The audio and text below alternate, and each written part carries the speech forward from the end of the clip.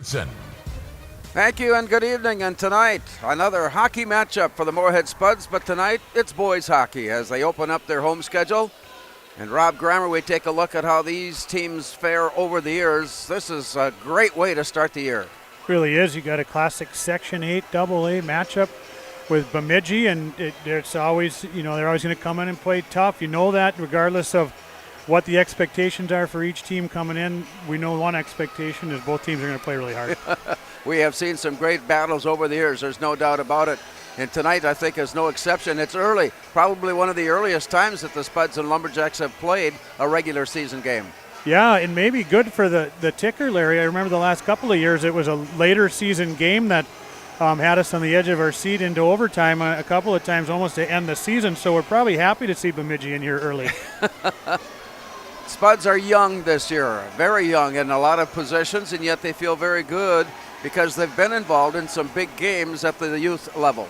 Yeah, a lot of experience hockey-wise throughout the entire lineup with big games. The senior class actually from Pee-wees through Bantams has made the state tournament all the way through high school 6 consecutive years. They've always made the state tournament, so they understand big game experience. The new guys coming in, that lot of Bantams just won the state tournament, youth hockey state tournament last season, so they've got a lot of big game experience. And then you go outside of hockey, and throughout the lineup, it's littered with state tournament participants in lacrosse, golf, soccer, track and field, you name it. And so these kids, you come from a high-performing culture, and these kids know how to compete.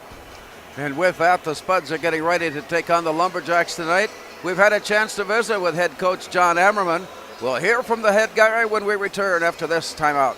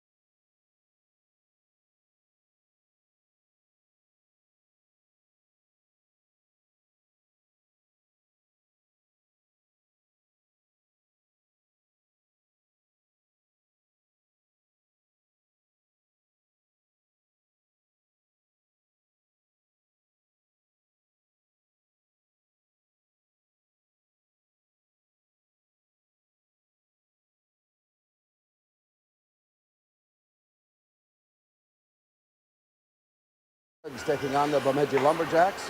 And John Ammerman, the season is underway. A couple of games under the belt this past weekend against some pretty good competition.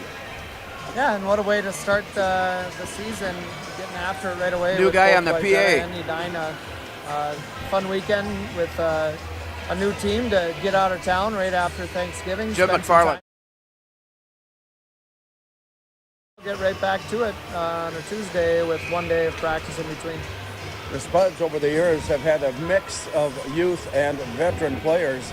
A little bit more to the younger players this year. How have you adjusted to that? Well, we will. It's been really fun. Up and down the lineup right now, and that includes varsity and JV. Just a lot of kids that are excited about their opportunity. It's very competitive right now, and fighting for position. I've always thought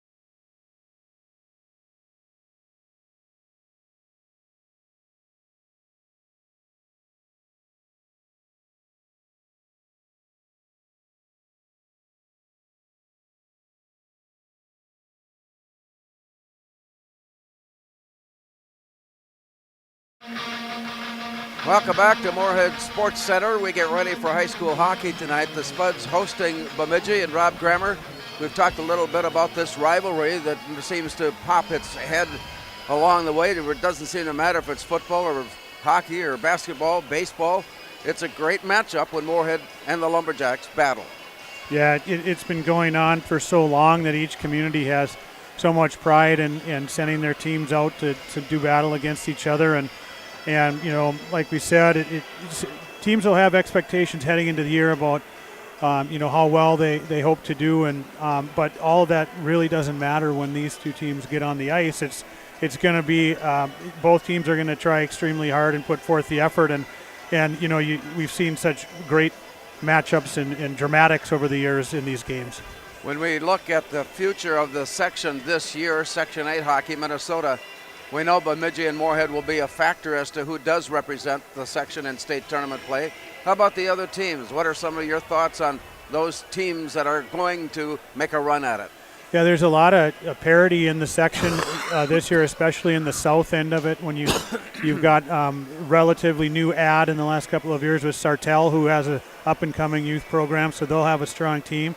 St. Michael, Alberta, we know what they can do. They're tough from year to year, and we know that they're coached very well, so they're gonna, by the end of the year, they'll be right there. And then Buffalo has maintained a level of consistency to be a tough out every year. And then of course you got the staples of Roseau and Brainerd up north that we know how they do every year. When we talk about the rivalry between Moorhead and Bemidji, there's one other rivalry that may be just a little bit more of an edge to it, and that's the Moorhead-Roseau matchup. Yeah, it's I don't know for how long, 30 years almost. It's largely been Moorhead or Roseau coming out of the section, and even if one side or the other seems to have a down year, it doesn't stop the games from being extremely competitive, and at times you'll get a surprise in there where the team you think is the favorite doesn't end up coming out. What part of the game do you feel is best suited for Moorhead's team this year?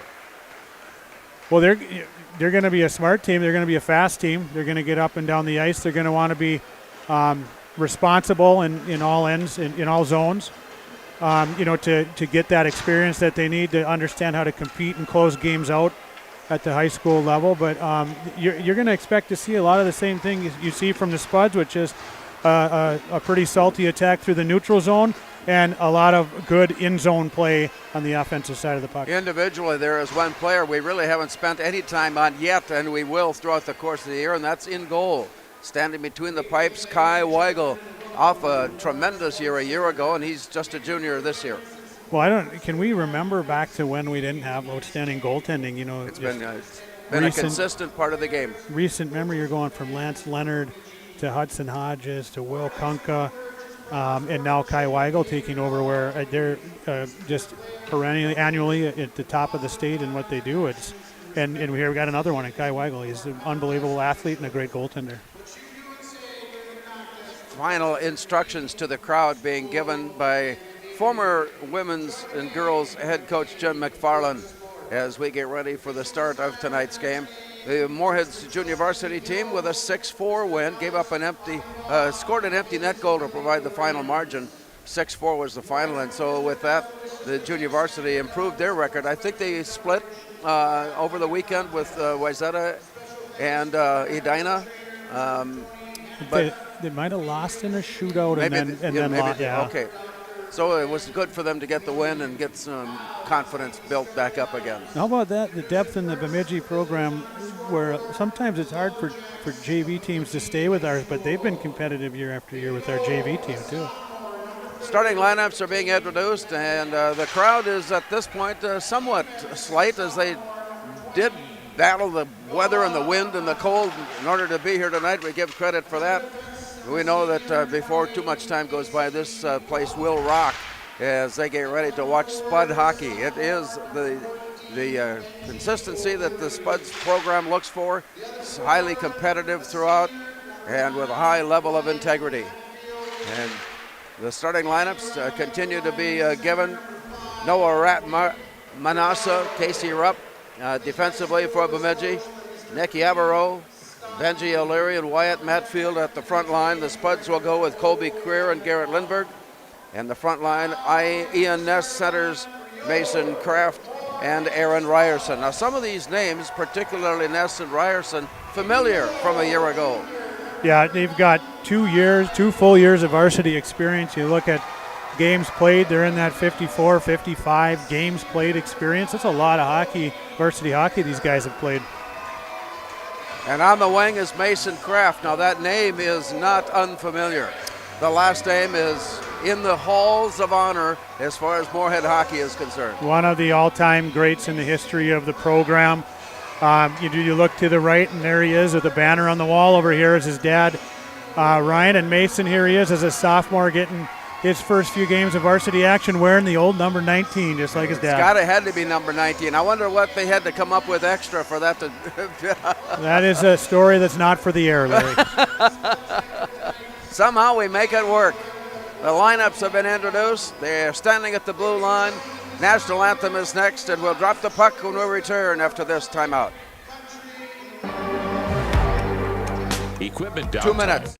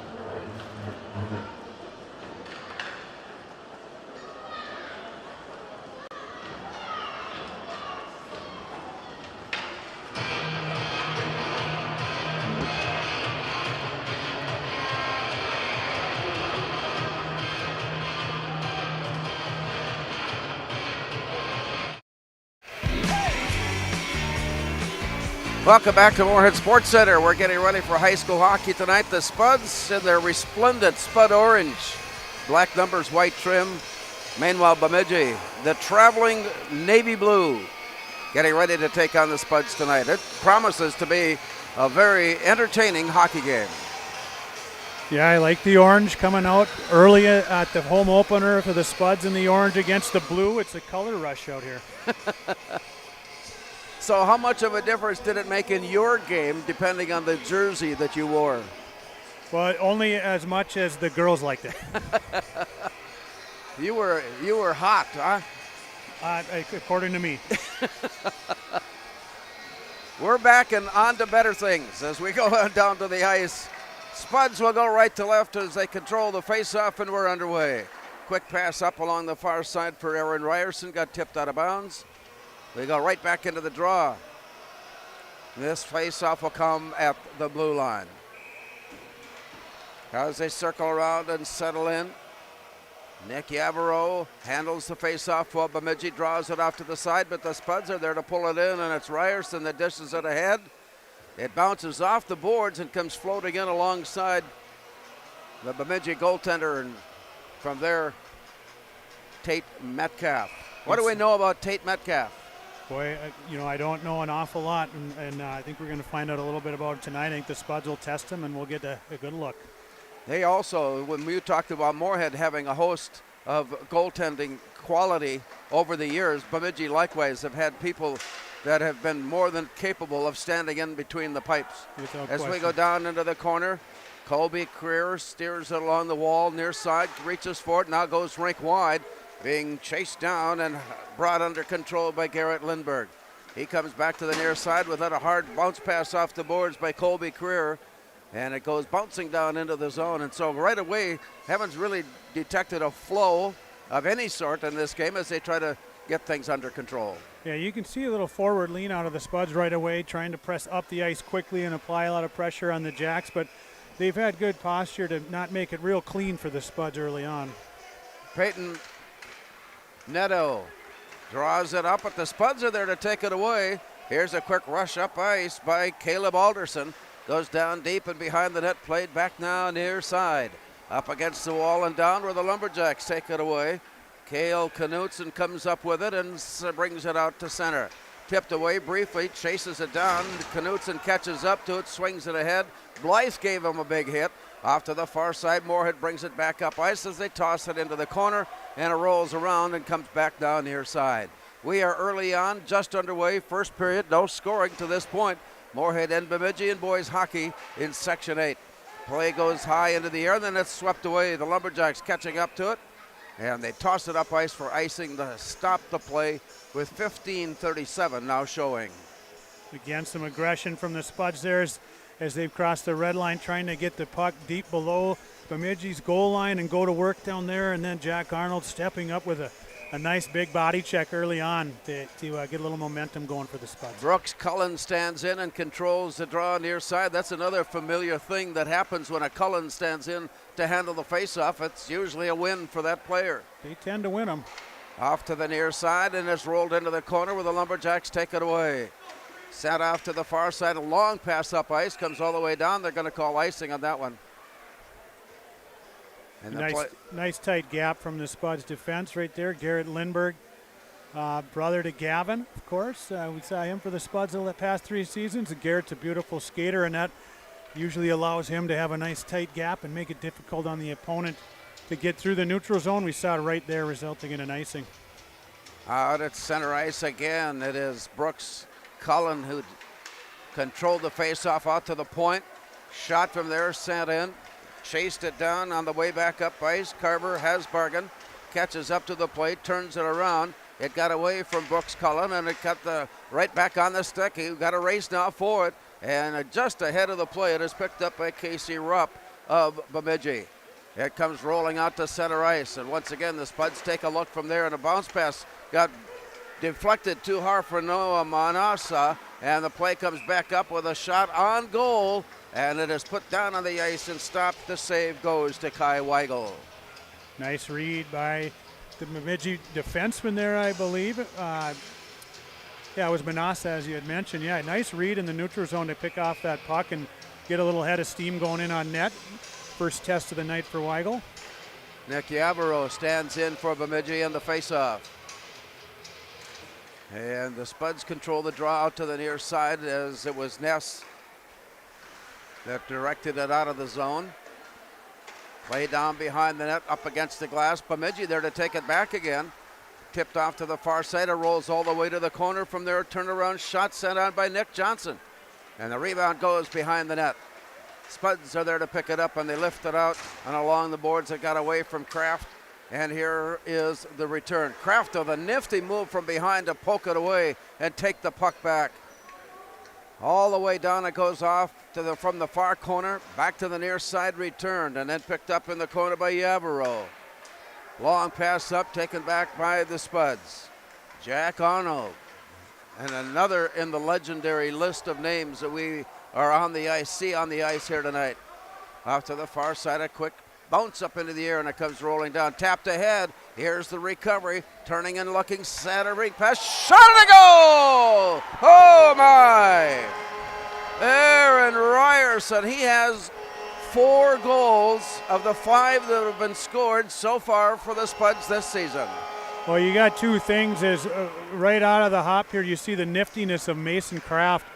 There are a couple of pokes in the neutral zone just to keep plays alive.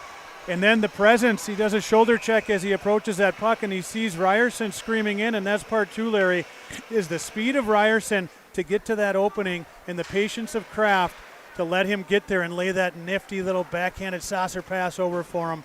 Nice goal for the Spuds. We'll wait for the official announcement. But the pass from the far side right there for Ryerson moving in has given the Spuds a 1-0 lead as Jim McFarland gets ready to give the official announcement.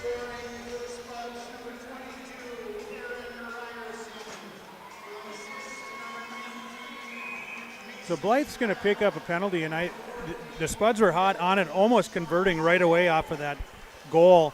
And then Jace got in on the forecheck. I didn't see what he did. It looked like an interference call, but I didn't quite see it, Larry.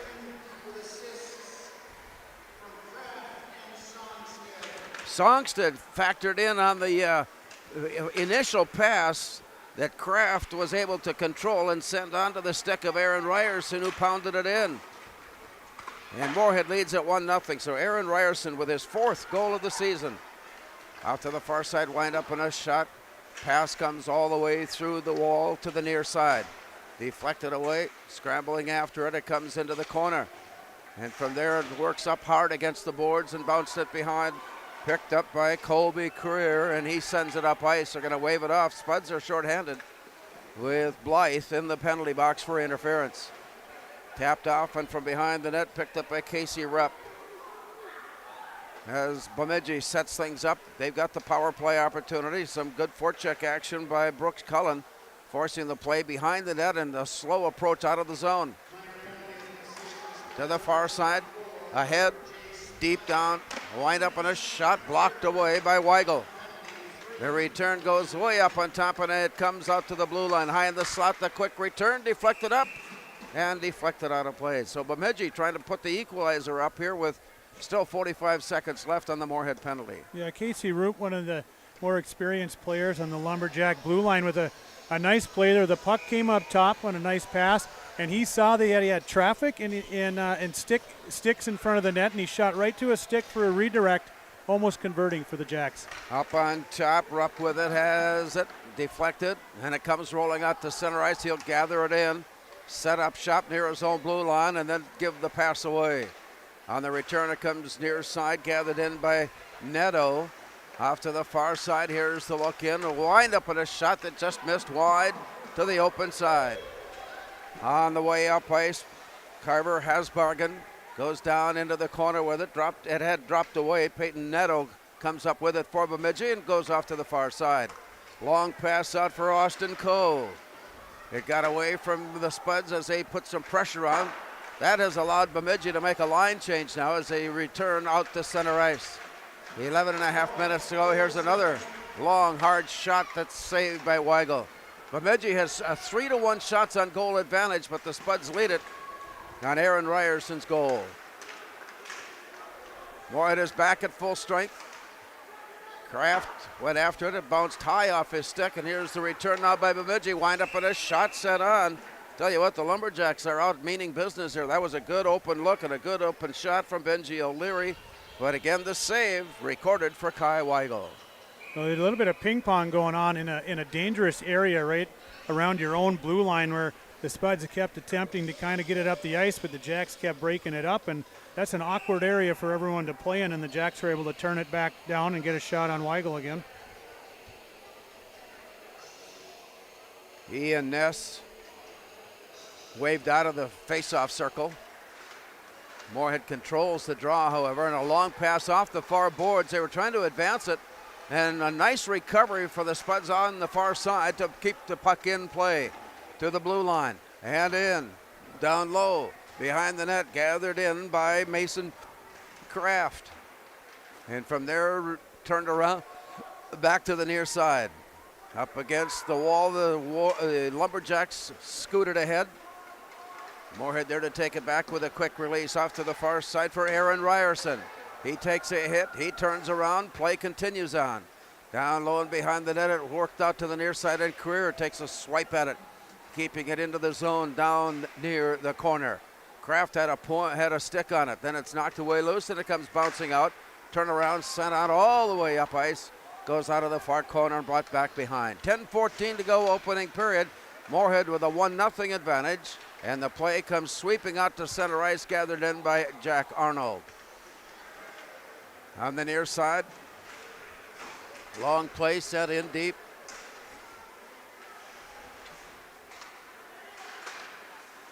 As they gather it in, it's poked from one player to another, and finally it's hauled in by Dalton Songstead. Moorhead defenseman, and it comes into the zone. Here's a centering pass, got all the way through it, swept away by Tate Metcalf. Out of the near corner. A struggle for the play, and it goes off to the far side, chased by Cullen Wilson. Lifted up and out of the zone, scrambling down. Jack Arnold tracks it down and puts it back out at center ice, and here's the walk-in by Easton Lammers. The centering pass was right there, and a great move by goaltender Tate Metcalf to put the blocker down, put the glove on top, keep the puck safe in his control. And finally, he got some help from his teammates, and they worked their way up ice, where the puck is sent up and out of play. Bringing us down to the 9:05 mark, 1-0. Moorhead with the lead, and that goalie save by Bemidji just a moment ago, just exactly what he was taught to do. Well, you said it was great anticipation by him as that pass came across, and he had Abe Carlson streaking to the back post, where if he doesn't read that and get that pad down to pick that puck off, that's a tap-in goal for the Spuds. Off the face-off, Moorhead with the lead and coming out to center ice and into the zone. Cycling it off to the near side, pulling up short. Garrett Lindberg sends it off to the far side. There's a shot, bounced way up on top, and it was too far away for Lindberg, but he recovers on the back pedal and sends it off the boards, where it's picked up by Colby Career. Now the Lumberjacks come away with it. Here's a shot and a block and a no goal. They're going to wave it away. He thought he had it. They thought they had it, but no, there will be no goal. Well, it's a nice bit of forechecking there by the Jacks to create that turnover, and then good patience as they found the guy out front on the backside. But Weigel, with that competitive nature, was able to get enough on it, fell in behind him, looked like it was going in, but that second effort from Kai Weigel kept the puck out of the net as he was able to fall on it and keep it right underneath him. Not only that second effort, but second effort instincts to have a good idea of where things are. Here comes the play, and again, Bemidji unable. Now it's tipped away, and the Spuds come up with it. Here's Blythe down into the near corner. Cycling in, the Lumberjacks come in, reach in to pull it away. Scrambled after Cale Knutson, took a poke at it. Now it's rejected there and sent off to the far side. Nick Yarborough tracks it down and sends it out to the far corner, sending it out to the point, where the Spuds come away with it, and it's turned around, and we're going to have icing called here. As the whistle blows, that stops the clock. 8 minutes to go, 8 minutes remaining. Moorhead got a goal at the 3:15 mark from Aaron Ryerson and lead it 1-0. And the scoreboard shows a shot advantage for the Lumberjacks, which the play has seemed to be fairly even, with some of the better chances going the Spuds' way, but of course the Jacks getting a couple of really good looks on the power play, and then that last 2-on-1 that Weigel stopped. Off the face-off, the shot, the block, the rebound, the save, kicked out to the far side, and here comes Bemidji. All the way back to the near wall, to the corner and around far side, gathered in by Colin Baumgartner. As the loose puck comes out on front, a battle for it there. Still a scramble and a scrape and a shot that wobbles its way off to the near side. Played up against the wall and out. Scrambling in, tapped away from Rupp. Lumberjacks on the line change with 7:20 remaining. Played off the wall near side for Hasbargen. Jack Arnold tracks it down. He's bothered a bit along the wall by Peyton Edel. Now the Spuds reach in to pull it loose. Here comes Hasbargen on the way in. He got lifted away from the play, and it comes all the way out and all the way down, and played by Garrett Lindberg. And once again, the Lumberjacks coming in to steal it back again, to take control along the near wall. It pokes out. Long pass off the wall. Ahead it comes for Ian Ness. He is upended. Play dropped back for Ryerson. Into the corner goes Ryerson. He's taken off the play, and it rolls off to the far side. Out of the far wall, and it's all the way out and through. That's going to bring up another icing call. So the pressure takes off with that long pass, and it stops play with 6:29 to go. Yeah, he maybe wants that one back. I don't think he realized how much time he had to skate that puck out of the zone, maybe get to the red line and not get an icing. What it could create here is an offensive opportunity with a no-zone faceoff for the Spuds. We'll see if they take advantage. Play is down. Spuds have it. To the near side. It was ahead of Creer, and he couldn't play it. It came back to him, and he tapped it into the zone where Bemidji recovers. Cale Knutson sends it in. It comes floating in. Weigel plays it back near side. Tipped away, and it comes near side. Here comes Kraft chasing it down. He's down into the corner, but it's pulled away first by Nick Johnson of Bemidji. And plays it back to the near side where a battle for the puck is continued on. Down deep in the corner. Along the near wall and out. Spuds keep it in the zone. Here's Lindbergh. Wind up in a shot behind the net. Rolls off to the far side. Hoping to catch a rebound break. Instead it comes rolling out, and the Lumberjacks nearly had a breakaway. Oh my, a great chance for Wyatt Matfield. But the Spuds were there to tie it up, and here's a rebound, a shot, and a rebound shot off to the side. Back into the corner. The Lumberjacks pick it up. 5.5 minutes. Still the play here, first period, with the Spuds leading it 1-0. Up on top, Songstead. He sends it down low, and that is up and out of play, stopping the clock. We're closing in on that 5-minute mark with a 1-0 advantage, Moorhead. That was a nice play by Bemidji there. I believe it was 15 Gunnar Olsen. He's got that responsibility high in the slot, was able to get his stick in that cross box backdoor pass and tip it up out of play. Pretty good defensive awareness from Gunnar Olsen there. To the corner, Bemidji. Off the face-off, brings it under control, working it to the near side, and it's tapped loose. And again, the Lumberjacks play it off the wall and head up ice. Joey Facano to the near side. Down deep in the corner, poked away from him. Spuds reach in to pull it loose, and a nice nifty job backhanding it out by Caleb Alderson. He goes in for Blythe. He comes up short in the corner. And then backhands it down low, working away behind the net. Cycling around, it comes all the way up, and it got too fast, and it was there too quick, and it finally comes all the way, goes all the way to the boards before it's returned. And here's the walk along the wall by Joe Corton. Down deep it goes, played by Caleb Alderson. Wraparound try, tapped in, blocked away, and saved for Metcalf. He'll try it again, and it comes back now to the near side as Lindbergh picks it up. Little extra momentum going for the Spuds here, and then it's taken away by the Lumberjacks as they toss it up, and it got all the way through. We've got a race for it now as the Lumberjacks and the Spuds players battle for position on it.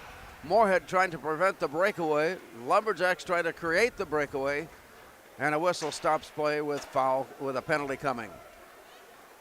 Little bit of misfortune for Caleb Alderson. He did a great job coming back hard as a forward to eliminate that breakaway opportunity. He got great body position, and then they kind of got tangled up together, and that usually goes the way of the offensive player in terms of who's going to get called on that penalty. So Caleb got, I didn't even see actually what the call was. Was it interference? I missed it myself, yes. Moorhead was killed 9 of 10 penalty situations, a good number. Play comes back up ice. A chase for it there as they get in front of the play, Aaron Ryerson. He ties it up in the corner.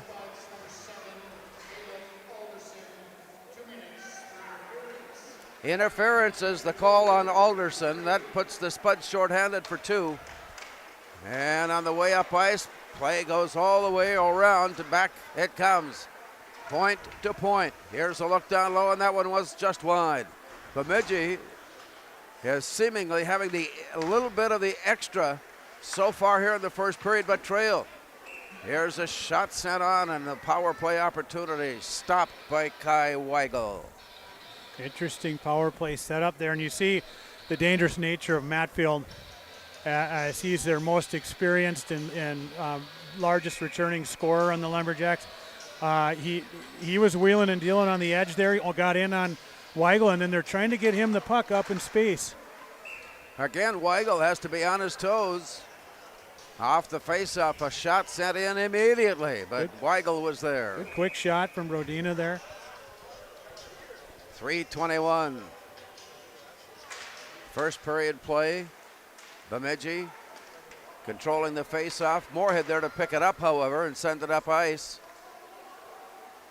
And so Bemidji's power play sets up at their own end before looking up ice. 1 minute to go in the Moorhead penalty. Long play up on the near side for Colby Career. Here's the turnaround, and again, that one is sent all the way. Played off to the side by Metcalf as they wait. The Spuds come in with some pressure, forcing the play to stay behind the net. See how long they stay there before the advance. Here it comes. Out of the zone and looking. Floating to the near side for backhanding it forward to Austin Cole. Back now near side, battle for it into the corner. Picked up by the Lumberjacks, working it out to the near point for Casey Rupp, and it comes back to the near side. Here's a windup and a shot. The rebound looking out in front. The Spuds defense covering up nicely, taking away all the angles and all the opportunities, and it stays 1-0. 10 seconds counting down on the Moorhead penalty. In the near corner for Yarborough. Those behind the net scramble for it. Tapped off to the far side. A wraparound try. Where did it go? There's the look in. There's the goal. The first one did not go in. The second rebound sneaked behind Kai Weigel.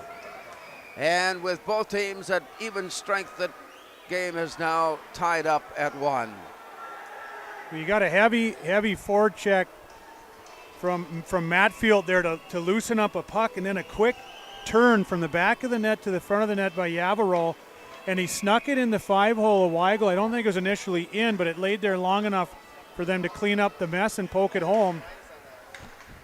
We'll get the scoring announcement in a moment. As the Lumberjacks' effort has paid off to tie the Spuds at 1. Down deep in the near corner as they watch it pop loose. Along the near wall, scrambled for. Corton had it for a moment. Here's the scoring announcement. Benji O'Leary. Yeah. So that front line combines for the goal. Benji O'Leary with assists from Yarborough and Matfield. We're tied at 1. As we thought, Matfield freed it up. Yarborough turns it to the net, and then O'Leary pokes it home. Wind up on a shot blocked by Weigel. Back onto the ice. Play continues on. A scramble from behind. Tapped away, recovered. And then off to the far side, brought back to the near corner. Up against the wall, it's played. An outlet pass got through the skates of Ian Ness. And play goes back to Bemidji. Out of the far point for Austin Cole. Play comes back out, the Spuds pulling it loose and heading up ice. Backhander returns, Spuds carried down behind the net as they set it up from there out to the point. Jack Arnold had it bounce off his stick. 1 minute to go in the period of the game, all tied up at 1. Here is the look down low. And the up comes all the way and down. That'll stop play with the icing whistle. 46 seconds to go. Well, interesting to see now. Bemidji worked hard. They had the momentum in there, and now they got the goal. Will they keep that momentum? Will they keep it playing strong?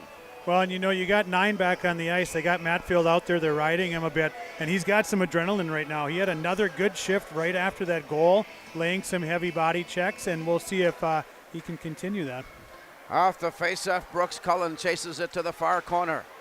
It comes back to him as Cullen tries to take over and take control down deep. Pulling it loose and steering it off to the far side where it's picked up by Carver Hasbargen. Lifted up and out. Another icing penalty called here with the faceoff returning to the Bemidji zone. Bemidji with a 12-5 shots on goal advantage. It gives you an idea of just where the momentum has been here in this first period. I have a feeling there'll be a little correction. I think the Spuds have a few more than that, but nonetheless, the Jacks still probably holding a slight advantage there. Here's the play, rolling all the way to the near wall. 19 seconds and counting down. Game tied at 1.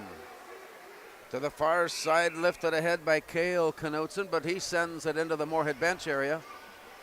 And so the faceoff will be now to the glove side of Tate Metcalf. Oh, that does go all the way down low. That's interesting. And this, again, unforced error, so to say, by the Jacks leads to potentially an opportunity. And the Spuds roll their top line out with Ness, Ryerson, and Kraft, with Lindbergh and Kerr in the point, the unit of 5 that could really take advantage of this. The faceoff is drawn right on goal. Metcalf. He's been sharp, Larry. He's been sharp, yes. He hasn't been tested severely, but he has been tested and has come up with the blocks and the saves. Play off to the far side. Backhanded down deep into the corner. Ryerson leaves it behind the net. Spud's looking for a toss up on top. This is going to run things down to 0, and the teams are all tied up with 1 after 1 period of play. Tonight, from Moorhead Sports Center, you're listening to the Spuds Hockey on 970 WDAY 93.1. We'll have more from Moorhead Sports Center. After this timeout, it is Moorhead 1 and Bemidji 1.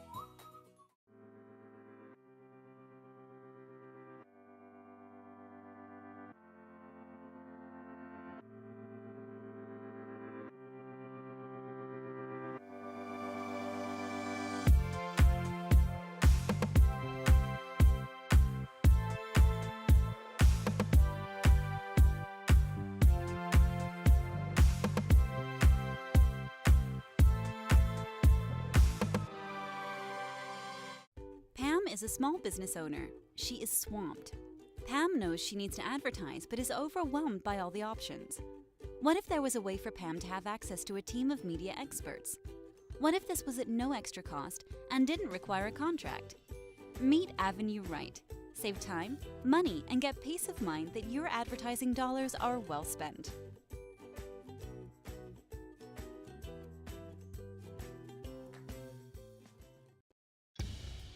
Boss DXT snowplows are tough to beat. Featuring dual trip tech, flared wings, and optional D-force for improved scraping and back-dragging performance. Choose from 3 different sizes in steel, stainless steel, and poly. The Boss DXT is built to restore order. Your home for Boss snowplows is Bert's Truck Equipment on Highway 75 North in Moorhead. We asked the team how we should celebrate the $2 million given to Casasa members last year. Ben wanted to spread the news with the help of an airplane. Jen thought we should celebrate by giving everyone a cake. And Eric wanted to make it into a movie. $2 million. Steve thought, well, what if we just said it? Last year, First Community Credit Union gave $2 million in Casasa rewards.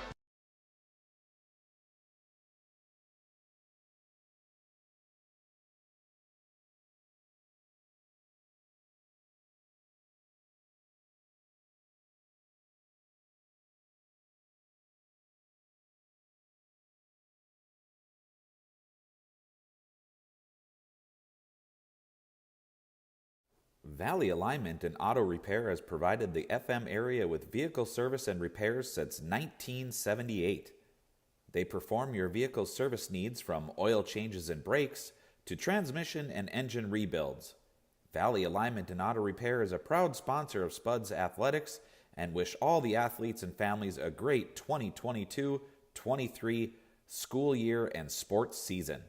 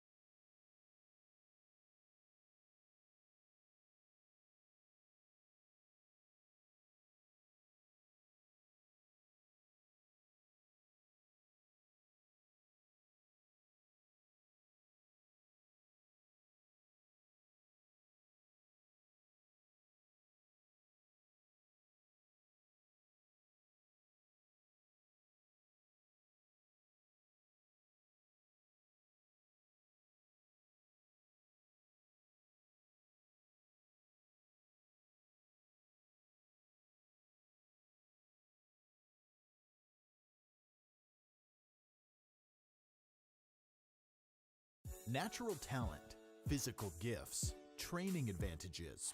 To become a champion, none of that matters. True champions are the ones who are comfortable working harder, staying later, and finding that competitive edge. They are never satisfied simply doing a good job, because those who transform themselves from local talent into local folklore are the ones who continually perform beyond their limits. Bell Bank, proudly supporting champions everywhere. We are The Breakdown. For almost 2 decades, we've published the most comprehensive yearbooks on Minnesota high school sports and run the best in-season and off-season events. We cover every corner of the state. We are The Breakdown. Before I became a real boy, life was easy. I just sat there doing sandwich stuff. But being alive is so hard. So if you don't want to get up to get a sandwich, you shouldn't have to. We asked the team how we should celebrate the $2 million given to CASASA members last year. Dana wanted us to hire a marching band. Amanda thought that we should drop 2 million balloons. And Kevin, well, Kevin always wants to use the money gun. Steve thought, well, what if we just said it? Last year, First Community Credit Union gave $2 million in CASASA rewards.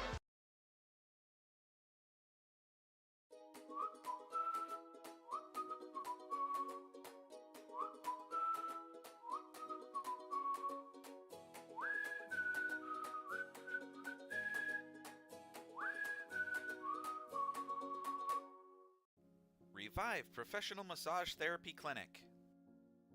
Locally owned and operated. Open 7 days a week, day, evening, and same-day appointments available. Couples massages also available. 20 highly trained professional licensed massage therapists on staff.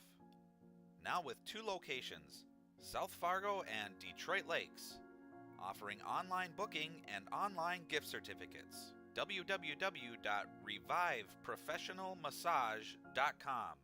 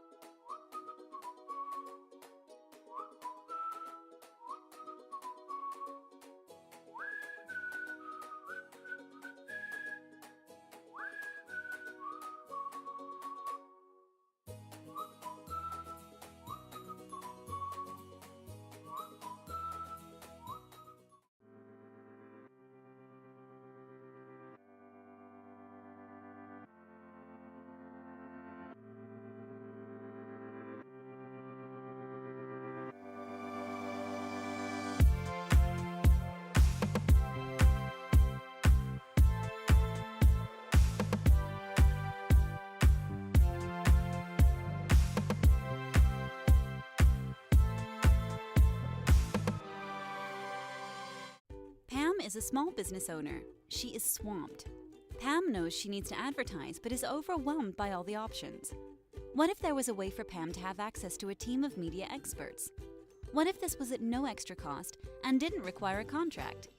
Meet Avenue Right. Save time, money, and get peace of mind that your advertising dollars are well spent.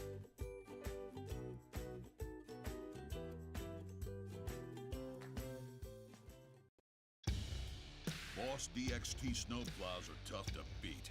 Featuring dual trip tech, flared wings, and optional D-force for improved scraping and backdragging performance. Choose from 3 different sizes in steel, stainless steel, and poly. The Boss DXT is built to restore order. Your home for Boss snowplows is Bert's Truck Equipment on Highway 75 North in Moorhead. We asked the team how we should celebrate the $2 million given to CASASA members last year. Ben wanted to spread the news with the help of an airplane.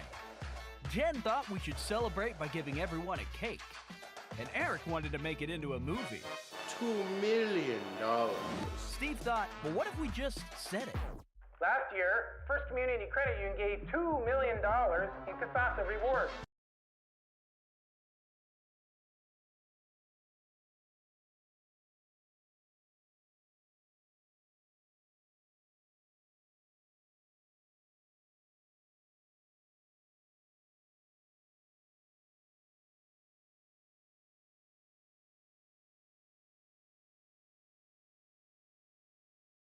Valley Alignment and Auto Repair has provided the FM area with vehicle service and repairs since 1978. They perform your vehicle service needs from oil changes and brakes to transmission and engine rebuilds. Valley Alignment and Auto Repair is a proud sponsor of Spuds Athletics and wish all the athletes and families a great 2022-23 school year and sports season.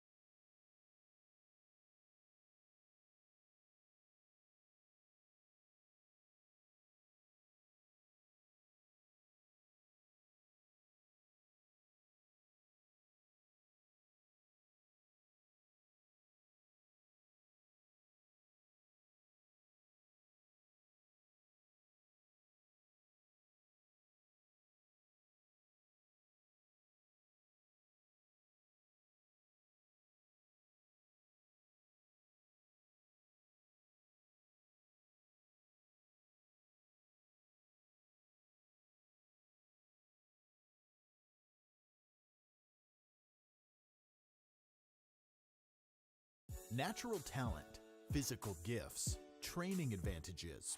To become a champion, none of that matters. True champions are the ones who are comfortable working harder, staying later, and finding that competitive edge. They are never satisfied simply doing a good job, because those who transform themselves from local talent into local folklore are the ones who continually perform beyond their limits. Bell Bank, proudly supporting champions everywhere. We are The Breakdown. For almost 2 decades, we've published the most comprehensive yearbooks on Minnesota high school sports and run the best in-season and off-season events. We cover every corner of the state. We are The Breakdown. Before I became a real boy, life was easy. I just sat there doing sandwich stuff. But being alive is so hard. So if you don't want to get up to get a sandwich, you shouldn't have to. We asked the team how we should celebrate the $2 million given to CASASA members last year. Dana wanted us to hire a marching band. Amanda thought that we should drop 2 million balloons. And Kevin, well, Kevin always wants to use the money gun. Steve thought, well, what if we just said it? Last year, First Community Credit Union gave $2 million in CASASA rewards.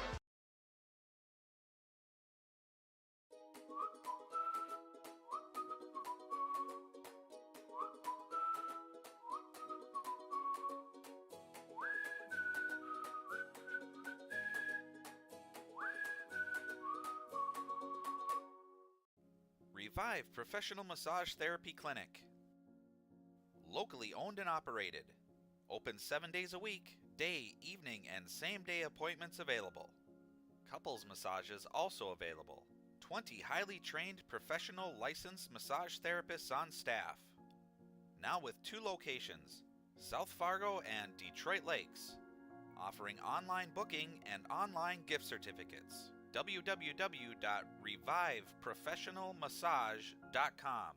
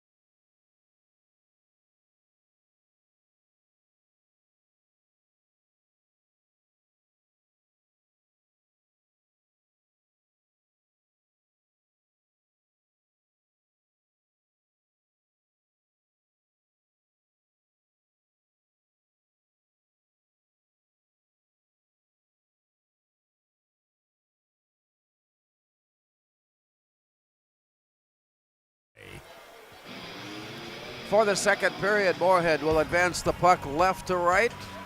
Bemidji's on the ice and ready and set to go with Nick Yavaro settling in for the opening faceoff. Meanwhile, Ian Ness has joined him at that center ice circle, and we are about to start the second period, and it's underway. Moorhead, like they did the first period, gains the draw, and they'll backpedal into their own end before heading up.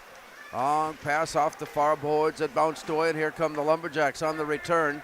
Long pass comes rolling in. This one will come in on goal before it's quickly returned out and gathered in by Casey Rupp. And it goes rink wide and off to the far side. And once again, Kai Weigel forced to keep the puck in play with some long passes out of the zone, waving off the icing on that play, and play continues. Behind the Bemidji net, scramble forward out to the far point. Moorhead taking a look in, dishing it out to the far side and off the skates played. Here's the turn and the look, and he wanted to shoot, but kept it under control and brings it back out. Here's Lindberg. Back now on the near side as Kraft goes rink wide with it. He takes his position down deep in the far corner. And from there, Kraft goes behind the net where the puck is there. Rebound comes out on top and a scramble for it before the Spuds put it under control down deep in the corner. Mason Kraft with it there out to the point. Quick toss down to the corner. Scrambled for behind the net. Aaron Ryerson has it on his stick, and Aaron Ryerson leaves it on a bouncing puck that bounced away from Kraft, and here comes Bemidji. Long toss into the way down to the far side. And out of the corner they play. The Spuds corralling it there. Garrett Lindberg deep into the corner. One of the Bemidji players still crawling off the ice. Austin Coe is back up. He's heading off. He's a bit shaken as he will now be replaced in the lineup as play continues on. Here comes Blythe. Jace Blythe comes in with a high shot that is gloved away and save made there. So a continuation of what we saw in the first period. The two teams skating evenly up. It's 1-1. You see the ability for that top line to start to take over. When they started working it down low, they were giving Bemidji fits between Ness and Ryerson and Kraft, and then also utilizing their defense on the point. So it was a nice shift for them. Well, the puck was being dropped and the whistle was being blown. So we'll come back and do it again. Jace Blythe handles it back, and here's the face-off out to Songstead at the point. To the near side for Joe Corton. He's tied up, hands it back to Caleb Alderson. Works it down behind the net. Battle for the loose puck, and it finally squirts loose, and the Spuds put a stick on it to slow it down. Here's a wind-up, and a shot sent on by Colin Baumgartner. The rebound is tipped away and plays behind the net. Spuds track it down once again. Here's the play coming off the net. Colin Baumgartner had it bounce off his stick and out to center. From there, the Spuds regroup. Corton along the near side, and it plays up high into the air. Pulled down by Blythe. Jace Blythe, he goes upended, and the play goes off to the far side. At the point, wind up, shot, blocked away by Metcalf. And it comes rolling back out by Baumgartner, throws it back in for Moorhead. From behind the net. Now early on, second period, 1-1 hockey game, we're battling it out. Here's a long pass that comes out of through center ice and into the zone. Picked up then by Nick Yavaro. Carries it behind the net. He nearly goes down. O'Leary comes up with it. Out to the point, wind up in a shot. Lumberjacks are very aggressive in their shot selection. They're taking any look that they can. Play down to the near side as Rupp got upended and worked away along by the Spuds, and that'll bring us back into the zone. Icing is the call. A good bit of interference run by Casey Roop there. As I was kind of surprised they called that an icing, as it looked like had they had a clean run down the ice, they might have got to that puck before it crossed the line, but whistle nonetheless. Up against the near wall. Throw into the corner, spun behind the net. Off to the far side, played by Moorhead's Carver Hasbargen. Tapped away and out at the point. Blocked, returned, out in front, pulled out of the air. Spuds have it. Backhanded out of the zone, and it comes back on the stick of Casey Rupp. The return comes all the way down to the near corner. Played back out by Weigel. He put a little air underneath that one and sent it into the crowd. So this is something that we've clearly seen Kai come out and play some pucks like that, but he is a very effective passer of the puck as he's able to headman that puck frequently up to create some offense out of nothing. And there he looked like he might have thought he had something, but just got a little bit overzealous with that and threw it into the crowd. We won't be surprised if we get hand out an assist or two along the way. Yes, I would expect that will happen. Here come the Spuds. It is 2-on-1. Ian Ness goes walking in, and he just missed a little tap in. The open side of the net was there. And as it came off the end of the stick, it floated wide. Moorhead regrouping near side. Here's Lindbergh. Tossed away, and he comes back to it. Garrett Lindbergh hands it off to Career. Down deep into the corner. Plays back down near side as Lindbergh. Cycles his way up on top before backhanding it near side for Kraft.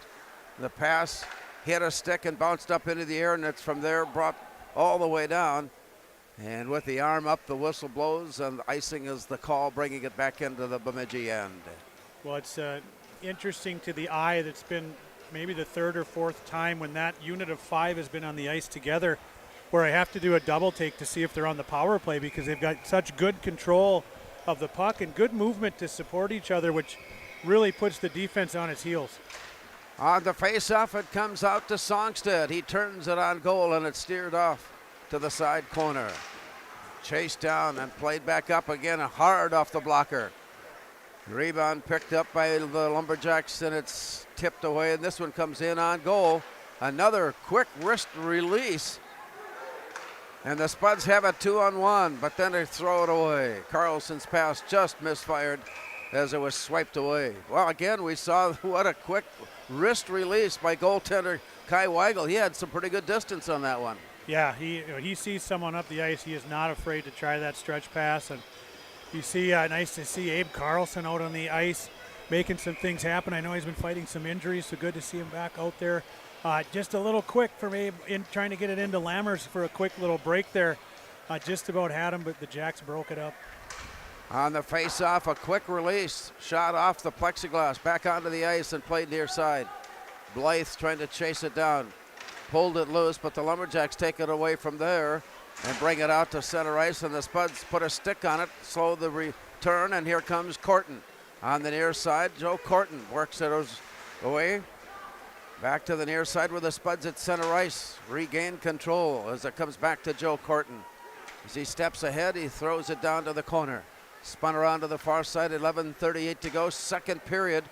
1-1 hockey game here in Moorhead.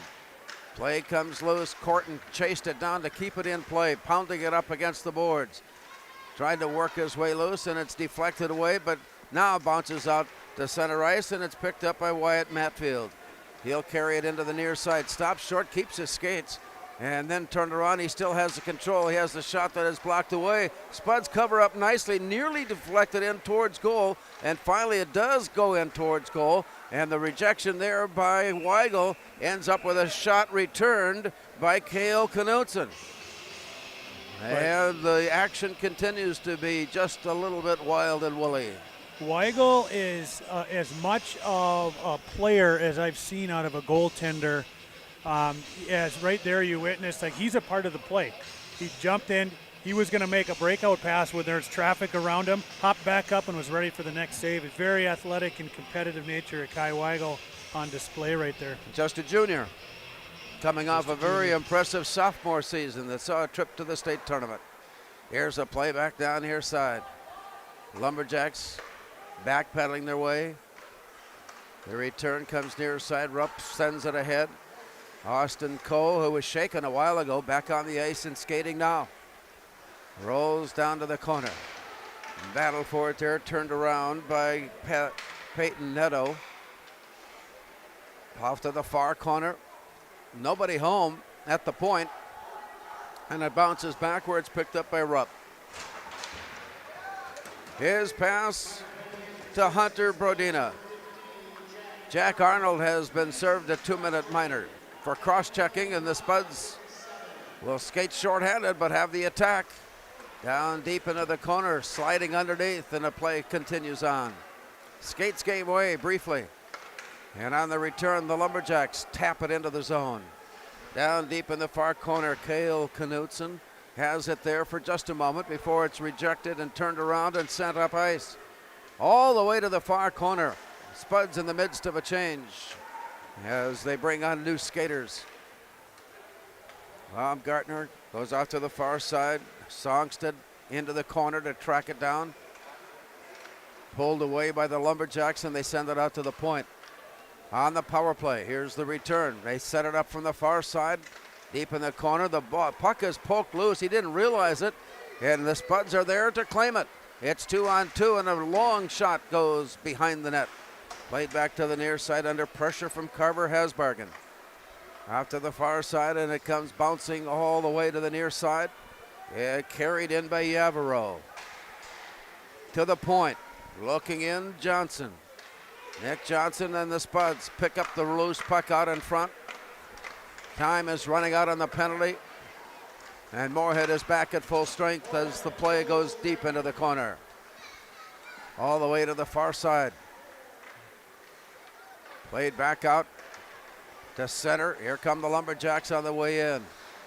Spuds are there to pull it away. On the way back up ice, here's the rush in by Caleb Alderness, and it's 3-on-1. And the play goes behind the player and off to the near boards. Pulled away from Peyton Neto. He tosses it down deep, and again, a very active goaltender, and Kai Weigel takes the loose puck out of the corner and sends it up to center. Blythe wristing it all the way down ice. Corton giving chase. He picks it up, stick handling it into the corner. He wants to take control, but he's being bothered, and finally it's poked free, and here come the Lumberjacks with it. And as they scramble it around, a centering pass got knocked away, and Peyton Neto picks it up and sends it out to center. It comes rolling all the way down, and that'll result in an icing. Well, we've got a little bit of tempo here that indicates that the teams are biding their time through the second period. This is one of those minutes of play where you're trying to make sure that you still have enough energy later on. Yeah, and you'll see here as the Spuds continue to roll lines, if they can start to wear out the Jacks with some zone time here in the second. Off the face-off, it comes to Gunnar Olsen of Bemidji. Now Jack Arnold of Moorhead takes over, sends it back to the far side. The pass from there is intercepted. Here's a long shot blocked up against the wall, and it comes floating in. And Kai Weigel, I don't know if he actually knew it was coming back towards him or not, but it sure played it like he did. Yeah, and you know his reaction time, he's usually prepared for the next thing that's going to happen, so it wouldn't be shocking if Kai was ready for that. And we got Aiden Dufault out there. Fast, scrappy little player for the Spuds, seeing some action on defense. Play in the corner. Back now near side, it pops up into the air. Spuds take a stick at it. Chased off to the far side. Dufault giving chase, got bumped off the play. The Spuds are behind him and beside him to pick it up. And then the Lumberjacks come up with it. Here's Noah Manassa. A long, hard shot wide. Bouncing out of the near corner, along the near side. Here's the look by Jack Arnold. Long pass off the far side and in. Tried to backhand it rink wide, and it was deflected. And the loose play goes behind the net. Play continues. There's the Lumberjacks pick it up and send it out. 7 minutes to go. And a quickly played, to this point, quickly played second period. It stays 1-1. That was our first period score. Long pass comes back up for Cale Knutson. And along the near wall, nearly tripped up. That keeps his skates, keeps his balance. Moorhead there to pick it up. Ness carries it to the blue line and in. Tipped away. Kraft trying to put on some pressure and force the play. It comes back now to the Lumberjacks, and they work their way to the boards. And then a long pass set in by Stonewall Gessner. Moorhead on the return, quickly waiting at it. Mason Kraft was waiting at the blue line, and the pass was over the top of his stick, and it results in an icing call and bring the play back up. Some strong wing play there from Carlson for the Spuds, doing some of those not so fun things on the wall, taking some heavy hits to make sure the puck advances. There he was able to pop it to Ness, and Ness quickly trying to get it up to Kraft. It just kind of rolled on him, so he slung down the ice before he could Crafty could corral it. Bemidji has but 2 shots on goal here in the second period, and Moorhead has 4. That's the type of second period we've been watching. Very closely competitive, but not a lot of scoring opportunities. Out to the far side. Rolling it up, but turned aside. Bouncing it in on, Weigel steers it off to the side. Moorhead picking it up, setting it up behind. Here's the return. Here's a backhand pass. Comes right on the stick of Ian Ness. Carries it in. He's ridden wide of the play by Nick Johnson. And the Spuds stay with it, however, as they circle around the globe. Winding up in a shot, looking for that play out in front. Aaron Ryerson thought he had a golden opportunity, and it's back out to center ice, and the Spuds quickly return. Here's a 2-on-1 far side shot, blocked away. Rebound, battled for, loose puck on the ice. Comes back now near side. A couple of good scoring opportunities here of late, here in the second period, but still the game stays tied at 1. Big play there, a lot of good action there before that whistle, but nice gap from Baumgartner at the red line there, forcing the Jacks to send the puck down the ice before they wanted to, and he did not gain the red line. So we'll see if the Spuds can go to work now down with an offensive zone faceoff. On the near side of Tate Metcalf. Play out high on the slot. Here's Songstead, near side Baumgartner. Centering pass, deflected away. He was looking for that little chip right in on goal, but it got caught up in traffic, and the Spuds play it out to the far side. Deep in the corner for Cullen Wilson. And to the near side. Out it comes. Played by Baumgartner. Out in front, Bemidji taking it back and stealing it out to center. Sliding his way through, Gunnar Olsen carries it all the way. Now a centering pass comes in on goal. Steered away by Weigel, and it is set off to the far side. From there they play catch in and out of the center ice area. And the Spuds go back to pick it up and come back with a long, high pass that got deflected into the bench. And that stops play with 4:23 remaining. We stay tied at 1. Yeah, good look up the ice from Baumgartner trying to hit that far side stretch pass, but on the flip side, the Jacks defense with good gap of their own, able to get a stick on it and not let the Spuds come up clean. Off to the far side, Moorhead. Play comes down, brought in by Lindbergh. He gauges his look, goes rink wide, deep into the corner for Blythe. He's tied up in the corner. Blythe skating with it. Stick handling his way out of trouble. Tossed away from there. Joe Corton there to pick it up. He's battled up into the corner by Caleb Alderson. And behind the net, Spuds trying to gain control. Here's Blythe. Now reaching in from behind, Nick Johnson takes it away for Bemidji. Throws it up high and hard, and the Spuds get there just in time to prevent the breakaway. Battle down to the far side, played up along the boards and out to center. Spuds will try it again now with 3:33 remaining. Nick Johnson lays it back near side as Alderson. Comes out to the point, Creer turning it into traffic. Kicked out to the near side where Corton tries to play it down. He's sandwiched off the play, and it comes out to Creer. He'll wind up and send it back along the near wall. Corton rings the corner and off to the far side. From there it comes out. Spuds are able to keep it in. Here's Creer winding up the shoot, and it's scooped off the ice. And that stops play. Again, looking for any chance to put in the rebound, but safely tucked away. Tate Metcalf keeps the game tied at 1.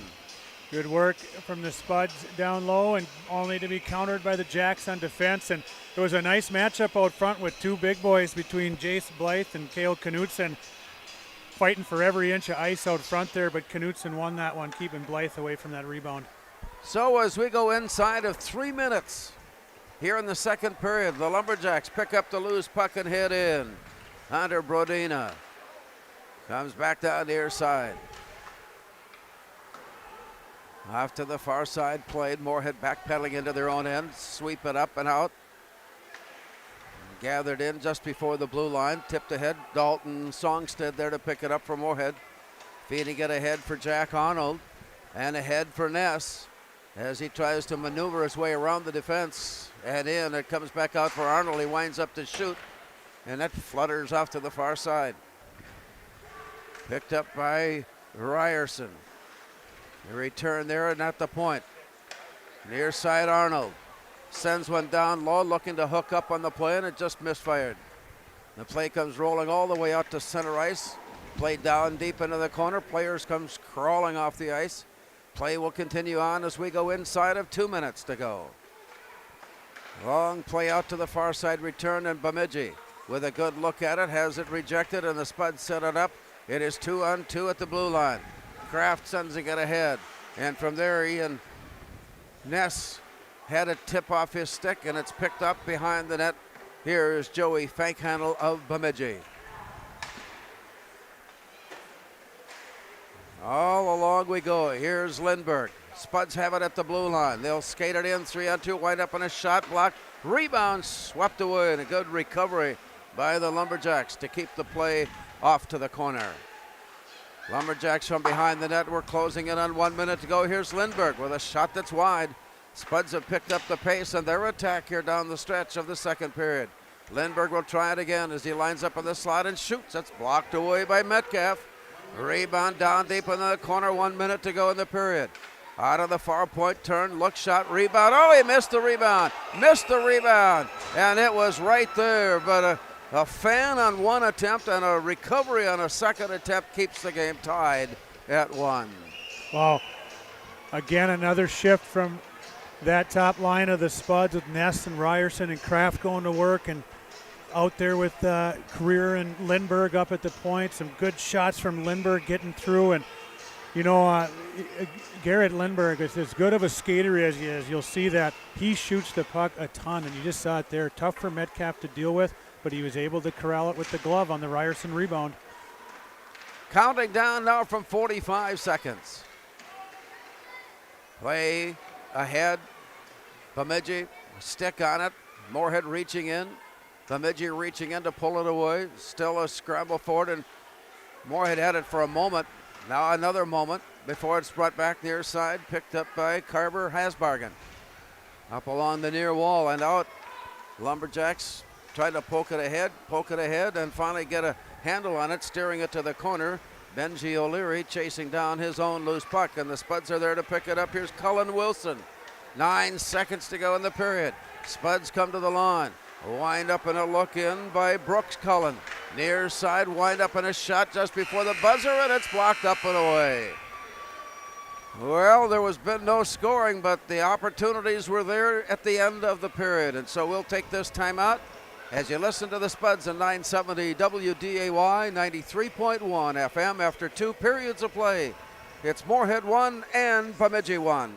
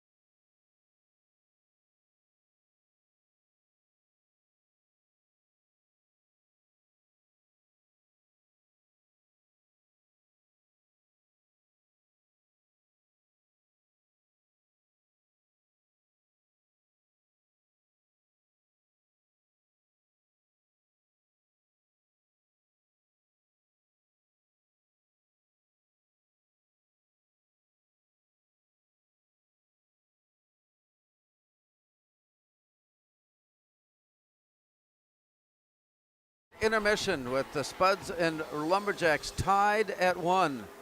There was a penalty assessed as the period came to a close. That penalty will be against Bemidji, and so the Spuds will be on the power play in the at the start of this third period. Sam Wallstead joins us. We have had many opportunities to visit and talk about Spuds hockey, and this year is another new addition. Yeah, it's the season ends. It kind of gets long in the summer, which is nice sometimes, but then you kind of miss being at the rink, and then all of a sudden it's November, and here we are.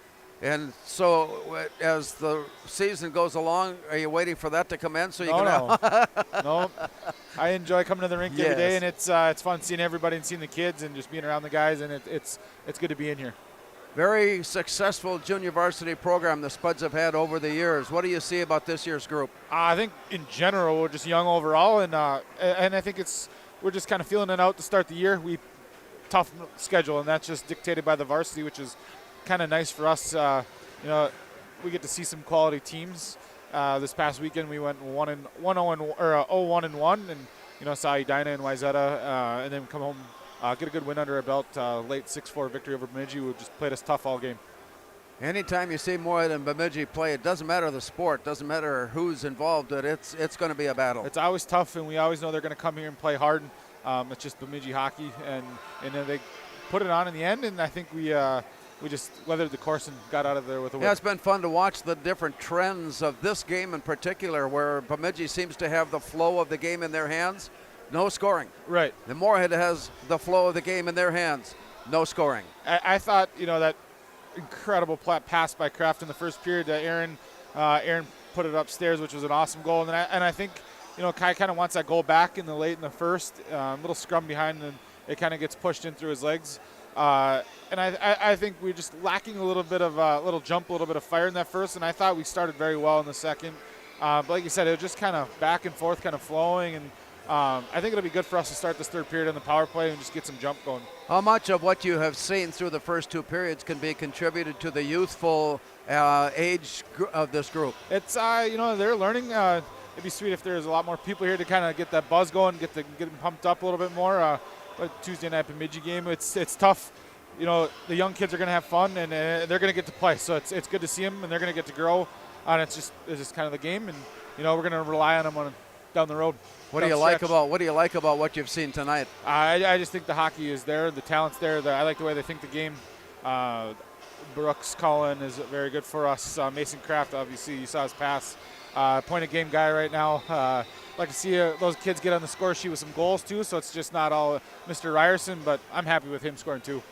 I had to take a moment before these three players in particular touched the puck to see that it wasn't that it was them and not their dads. Yeah, right. It's kind of cool to watch. It's one of those things you see these kids grow up, and I watched their dads playing when I was growing up, and I think it's a cool thing. Hopefully the youth can see that, and they can look up to those kids as they grow up as well. Third period coming up. What provides success for the Spuds? I think we just got to get after it right away. I think just control the offensive play. I mean, that's going to be standard for most games. Control the puck down low, keep it away, and I think a good start on the power play. I think kind of taking those penalties, it kind of stinks because you put a man down. And, we have to defend. This time we get to have a little bit of offense.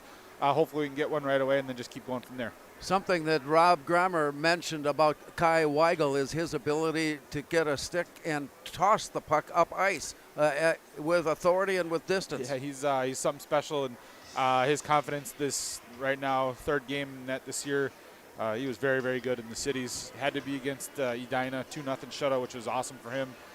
We'd like to keep that one out here, but that's just kind of the way it goes. He had 4 assists in his sophomore year, which was 3 more than I had career, and we played the same position, which is good. And he's going to fire the puck, and that's what we teach him to do, and he loves doing it. And it's just another defenseman out there, and he moves it very well. So this is something you work on with him, is to release the puck. He's been working on it for a lot longer than I've been around, but he's very good at it, and it's one of those special skills that if a goalie can have, it just ups their game that much more. So we're not going to be surprised at some point during the year where we'll put in an assist down alongside his name. Yeah, absolutely. Maybe even a goal. That'd be wild.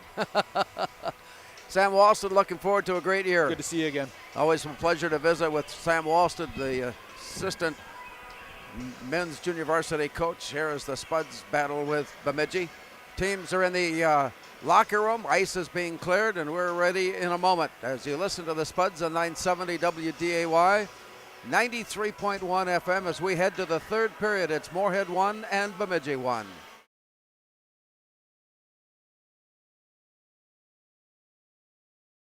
Natural talent, physical gifts, training advantages.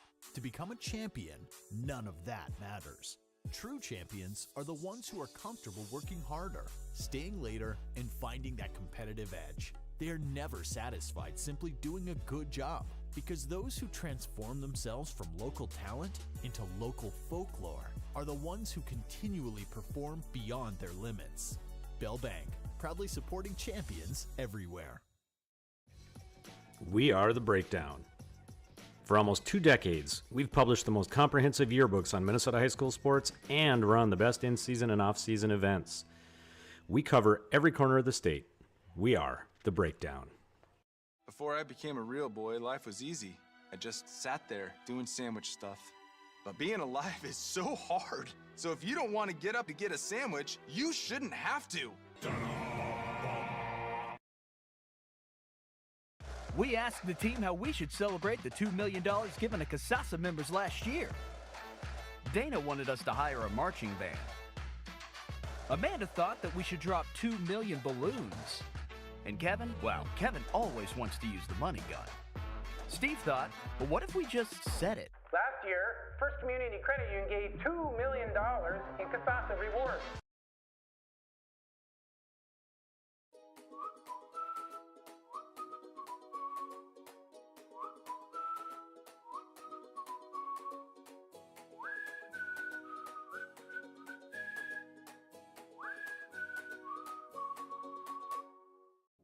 Revive Professional Massage Therapy Clinic. Locally owned and operated. Open 7 days a week, day, evening, and same-day appointments available. Couples massages also available. 20 highly trained professional licensed massage therapists on staff. Now with 2 locations, South Fargo and Detroit Lakes. Offering online booking and online gift certificates. www.reviveprofessionalmassage.com.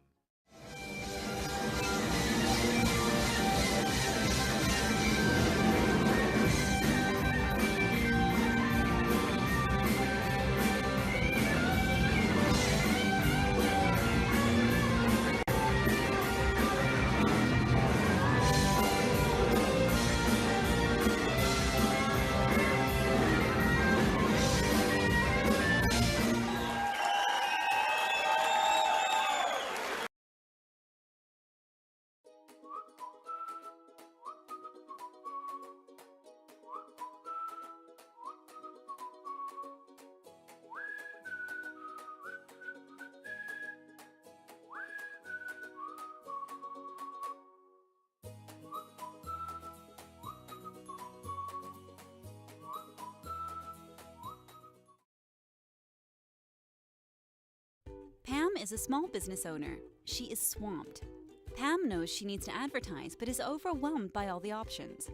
What if there was a way for Pam to have access to a team of media experts? What if this was at no extra cost and didn't require a contract? Meet Avenue Right. Save time, money, and get peace of mind that your advertising dollars are well spent.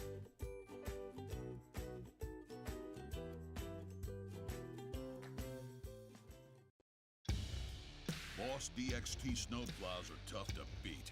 Featuring dual trip tech, flared wings, and optional D-force for improved scraping and backdragging performance. Choose from 3 different sizes in steel, stainless steel, and poly. The Boss DXT is built to restore order. Your home for Boss snowplows is Bert's Truck Equipment on Highway 75 North in Moorhead.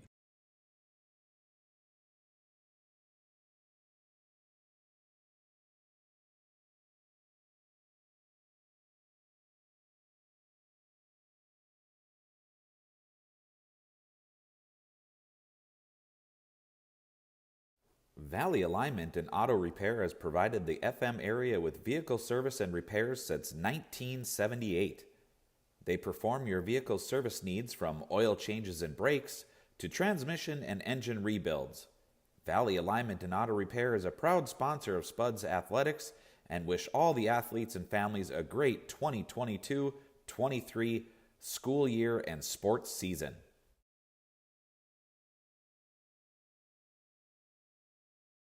Section seatings, like, and here you have one of those games that one of these teams is going to look back on and say that was a difference perhaps in a home playoff game in the quarterfinals or the semifinals or not. So, and a lot of that has to do with the fact that the league is so balanced this year. Yeah, there's going to be a lot of up and down like parity throughout the section games this year. Teams knocking up. Someone will have a hot start and then they'll get countered and they'll get beaten. I expect a lot of teams with a few losses and because of that parity throughout. I feel safe in bringing this up at this point because we're heading into the third period.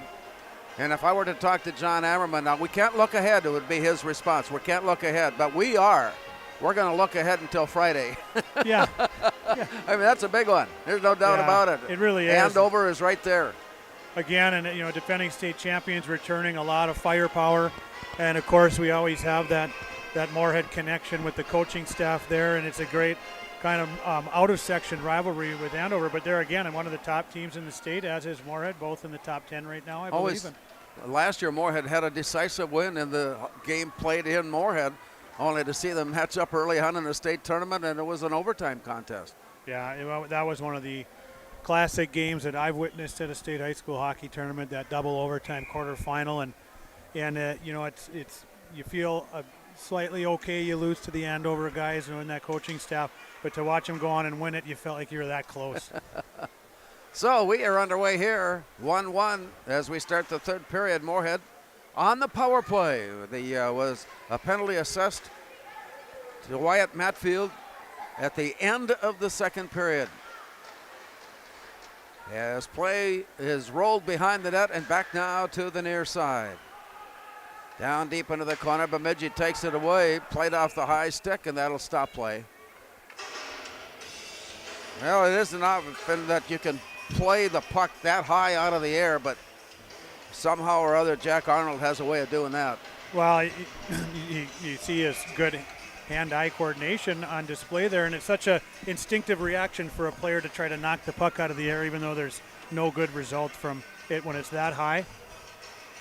And as a result, the face-off is down in the Moorhead zone before thrown out to the point. From there, sent all the way down ice. Off to the far corner where Garrett Lindberg picks it up for Moorhead, and the Spuds turn around and head up.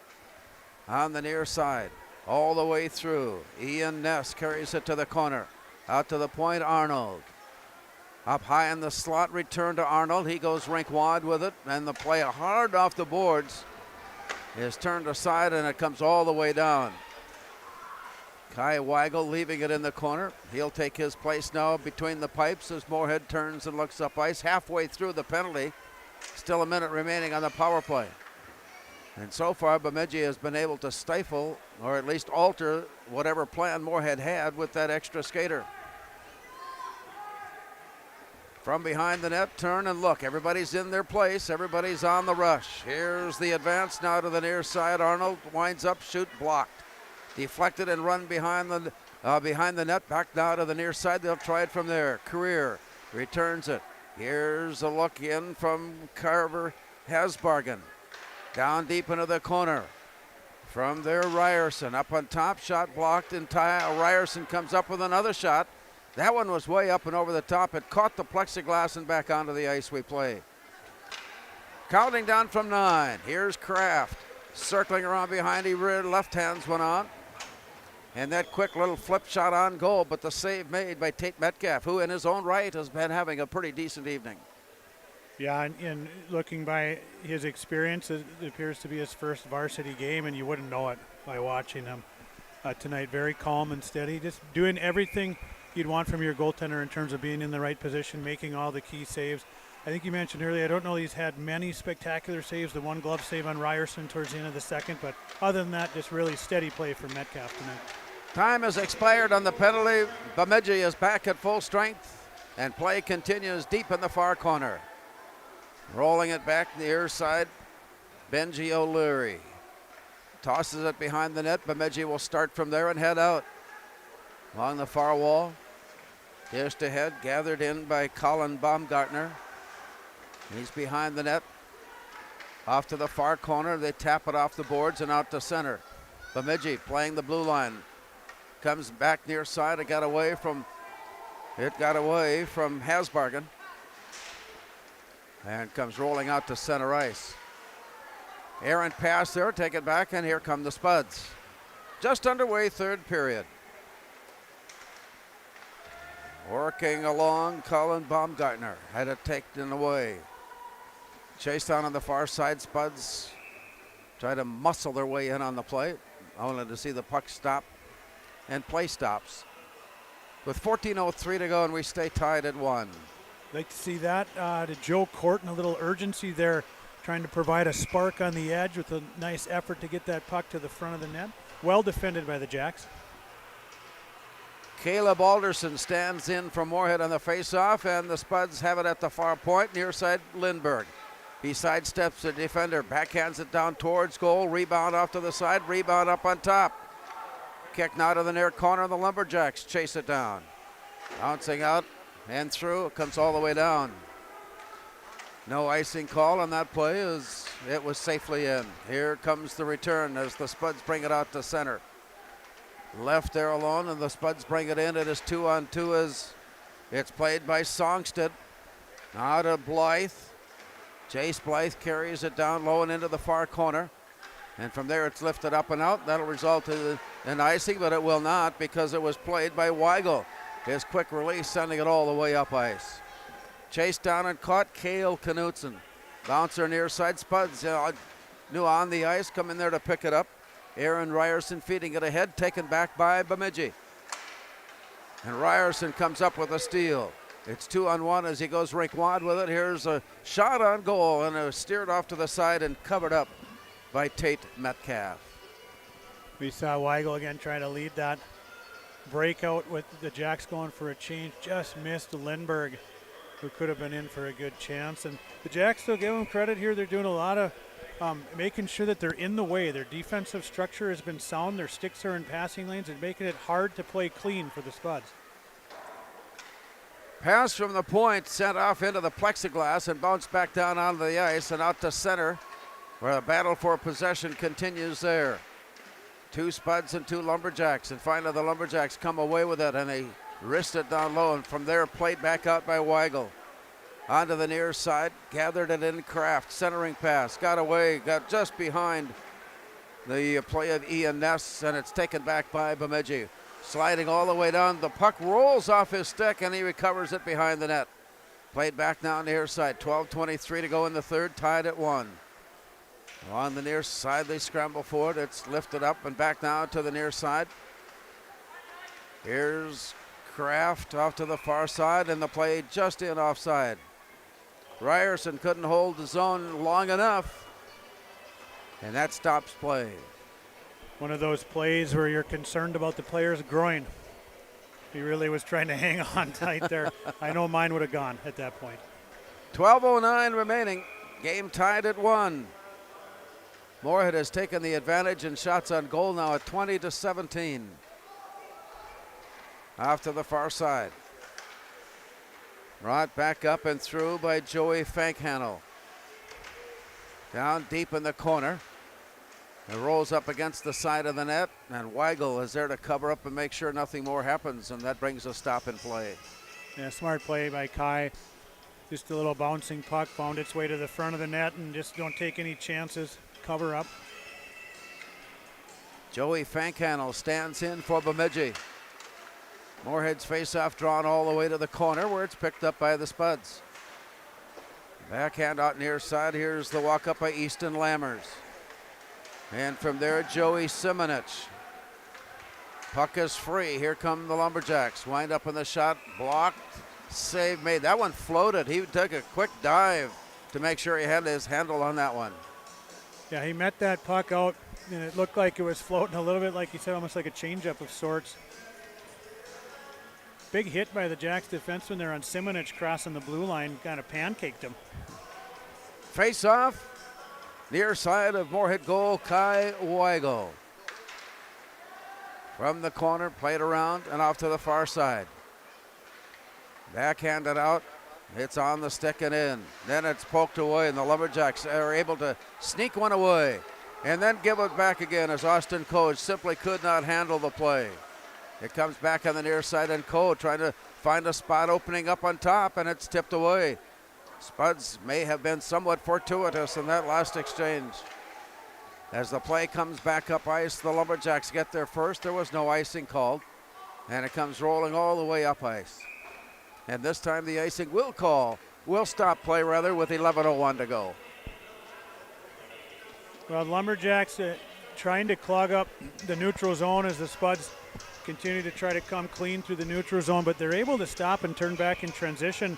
It created a bit of an odd man opportunity, and they weren't quite able to convert, but that's what the Jacks will look to do here as the third wears on.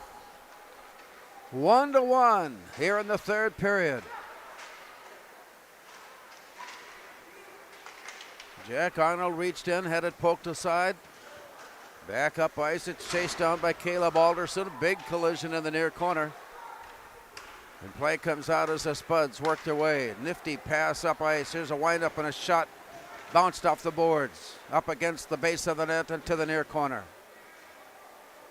Joe Corton had it worked away from behind the net, and it comes out to center. Tracked down by Wyatt Matfield. Lumberjacks out of their own end trying to manufacture an attack as the play comes out to center ice. The Spuds are there to take it, and here's Jack Arnold. Tipped away there. It's 1-on-1 on the way in. Wind up in a quick release shot, sending the rebound off to the far side. The recovery. Chase down, both teams doing well against each other with stick handling and not allowing some golden rush opportunities. The play comes back up ice now to the near corner. Inside of 10 minutes to play, showing 9:46 as it rings around to the far side. Came through and all the way out to center. To the near side. The walk up by Colby Career. Sent ahead, Kraft going into the far corner. Tried to force the issue. It comes rolling back out to the point. Shot blocked halfway in, and it comes back out. Career backhands it ahead. It comes back, and it got away from Career now, and it'll roll down. Career catching up to it and goes behind the net. Feeds it off on the far side. Moorhead with a long pass near side for Kraft. He takes a look and see where everybody is. Here's a centering pass. The shot goes on. Bounced up and away. Golden opportunity for Garrett Lindberg. And as he took the pass from Kraft, it was right on the money. I wanted to see it be lifted high and behind, and play continues on. Long pass. Quickly returned. Kept in the zone. Winded up. Shot is off the back of the plexiglass. Back now near side with the Spuds. Backhanded out of the zone, and it come near side. It's deflected away. For a moment it was Benji O'Leary. It is Benji O'Leary as he whistled that one high and hard. He was going upper shelf and he missed over the top. Long play back up ice for Casey Rupp. O'Leary winds up in a shot there. They're looking for the rebound following the play in. Knowing on those hard shots, he may go just for the block. Inside of 8 minutes now, showing in a 1-1 hockey game, third period of play. At the point set in by Rupp. All the way down. Matfield of Bemidji did not realize that there was a delayed offsides call, so he kept pursuing the puck. Jacks with a little bit of forward lean right now. Couple of good shifts back to back where they've had the Spuds on their heels and playing that patient game in the neutral zone, creating some turnovers and trying to counter off of those. 7:46 to go. Moorhead working their way out of the zone and through center ice and into the zone. Down deep goes Colby Career. Tracks it down along the wall, tipped up high into the air and down deep to the far corner. Centering pass got blocked away. And the Spuds will have to track that one down, but not before it is recovered by Creer. He turns it aside and goes down deep with it, and it rolls around all the way to the far side. Carver has Bargan there to put some pressure on the play. Now from behind the net, Spuds taking a look out to the point for Creer. He feeds it off to the far side, the return. Hard off the stick of Hasbargen. Down deep into the corner, backhanded pass, looking for that opening, and it comes out to the point. Wind up from there, shot into traffic. And finally, the Lumberjacks able to get a stick on it. That takes the pressure away. Spuds are starting to put some pressure, some heavy offensive pressure on, but the icing will slow that down with 6:50 to go. And the Jacks have proven all night to be very good at getting a stick in the pass lane or in the shot lane. They have a layered approach when the puck comes to the point, so if you get it past the first layer, the second layer is there to block the shot. Well, just as the puck was dropped, the whistle blew. They were redoing it. And on the redraw, it's down as the faceoff was handled by Abe Carlson of Moorhead, drawn off to the side.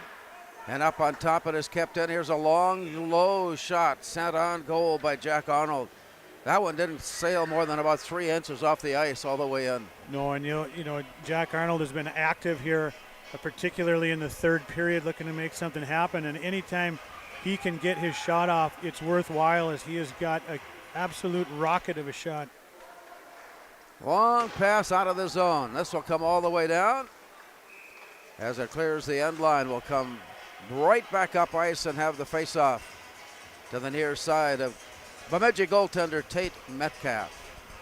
Bemidji trying a little defensive zone face-off play to actually generate some offense quick. If you win it clean, sometimes you can put a play on to catch the opposition flat-footed and spring someone. Just didn't quite connect on that long board pass. Well, coaches Ammerman and Kunka were testing the waters a bit early in the period as players were on the ice that had not played prior, and wanting to see just what kind of depth has been established and where can you go in tough times. Up on top, Arnold, shot blocked away, rebound out in front, the whistle blew quickly. Ian Ness was there right there on the doorstep, but the whistle stops play with 6:20 remaining. Those last two shots from Jack Arnold, you can see what that release does. A quick release and a heavy shot is difficult for the goalie to handle, and Metcalf there on both of those did give up a rebound, so if the Spuds can get to the net, they might have something. Long play comes rolling out. This comes right in towards goal. Quickly turned around, and it comes right back out to center, and the Spuds bring it in. Here's the steal of the play and all the way around far side. Spuds pinch up on the play, and now it's taken away, walking his way in, shot blocked, and there's the goal. Wyatt Matfield pulled the puck loose back in his own end. He slipped between the defense and made his move in to give Bemidji the lead.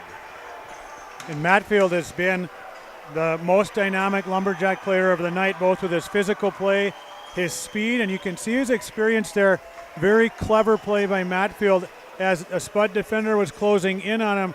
He just poked the puck out past him, out of his reach, knowing he was going to be able to outskate him. And then you see, always throughout youth hockey and into high school hockey, Matfield's been a scorer. And you see that scoring touch with that quick stick to beat Weigel on the 5-hole. That gives Bemidji the lead at 2-1. Wyatt Matfield with his first of the season.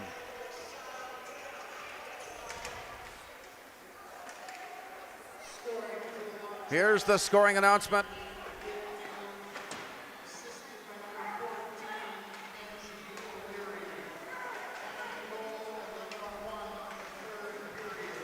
O'Leary assisting. He had an assist on the first goal as well, and so O'Leary with 2 assists on the night. Goal for Matfield gives Bemidji the lead.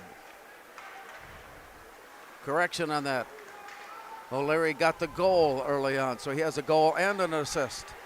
And the Spuds looking for the tie, wind up on a shot, blocked, rebound, sent right back down, turn on, shot to goal! Moorhead wasting no time to set up their offense. put on a shot, got the rebound, turned it around, and sent it in. You see the value of urgency, and you saw it from all 5 players on that shift for the Spuds. Mason Kraft working his way, weaving into a spot. Earlier in the shift, you saw Lindbergh pressing forward. Colby Creer making a play in the neutral zone to glove a puck down and turn it back quickly. And then the goal-scoring touch of Ryerson to corral a rebound and just spin and tuck it in behind Matfield. And we got a tie game, Larry. And still 5 minutes to go. So in a span of 40 seconds, both teams score. Here's the scoring announcement from Moorhead.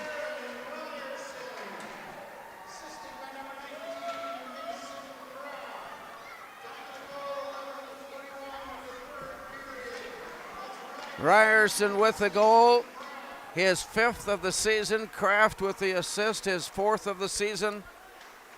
And Moorhead and Bemidji are tied up at 2. 4:47 still to play. Play goes behind Weigel. Working on their way out, it comes up on top, a swipe at it but miss. Rebound, shot put on goal, rebound, goal! A puck that bounced right in front of Weigel, bounced off to the side, and it was tucked in for the go-ahead goal.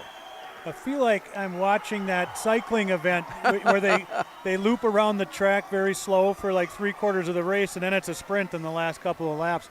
This has been outrageous. It's been a tightly checked game, very limited scoring opportunities. In a matter of a minute and a half or so, we've got all of a sudden a horse race. It's 3-2. There was no scoring in the second period, and we played 1-1. And then all of a sudden, the volcano has erupted. And Bemidji has reclaimed the lead at 3-2. It sure doesn't feel like that's the last goal tonight. No, I would agree. Waiting. Here's the scoring announcement.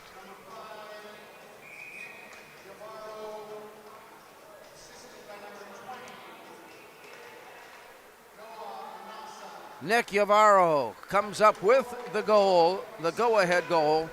An assist has been handed out to Noah Manassa. And with that score, it is 3-2 Bemidji. A little bit of disjointed play in the neutral zone. Looks like an offsides called there. And now, if these goals and everything had happened with about a minute to play, you might have a pretty good idea of how it's going to end up. But there are still over 4 minutes remaining. Matchup here as Coach Konka sent over the top line over the wall last second to try to get a matchup in their favor. We'll see how it goes. As play is underway, a quick outlet to Kraft. Brings it in on the near side, centering pass, bounces away from Ian Ness, chased down by Ryerson in the far corner. Then behind the net, they tried to kick it back out to the near side. Play continues from Ian Ness behind the net for Kraft. He is bothered all the way out to the far boards. They scramble for it there and putting a stick on it. Where did it go? It stays alive up on top for Curry. Winds up to shoot. He scores! Oh my, what a thunderbolt from just inside the blue line. And we are all tied up at 3. Well, you were right. That was not the final goal.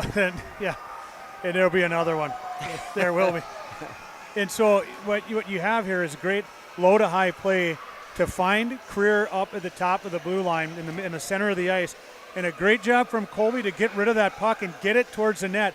And you tell all young kids when you coach them, get to the front of the net. And that's what Ian Ness did as he came out of the corner, beat his defenseman to the front of the net and redirected it in to tie the game up. Off to the far side, we'll get the announcement here in a moment. As Jim McFarland gets his notes squared away. Play to the near side, walking on it, comes near side now. Here it is. Ian Ness. And Kraft getting another assist. That's his 3rd tonight. Ian Ness getting the goal, his 1st of the season. Colby Creer also helping out on the play with his 2nd assist of the season. And we're tied at 3. Clock is running, 2:44 remaining. Down deep in the corner. Scramble for it there. Here's the lookout along the wall. Lifted up and out of the zone. Comes bouncing all the way up ice.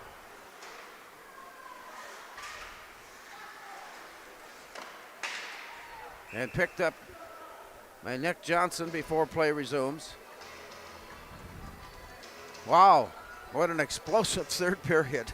And that last goal, again, Kraft picking up the secondary assist on that. Great awareness from Mason of where his options are on the ice for all 5 of his teammates to be able to find Creer up top. Tremendous play from Kraft. Great shot from Creer, finished by Ness.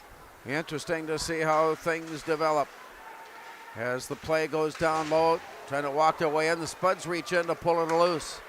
Long pass, rink wide. Brought in far side. Here's a little maneuvering on a stick handle by Caleb Alderson. And play comes back out. Chased on by Joe Corton.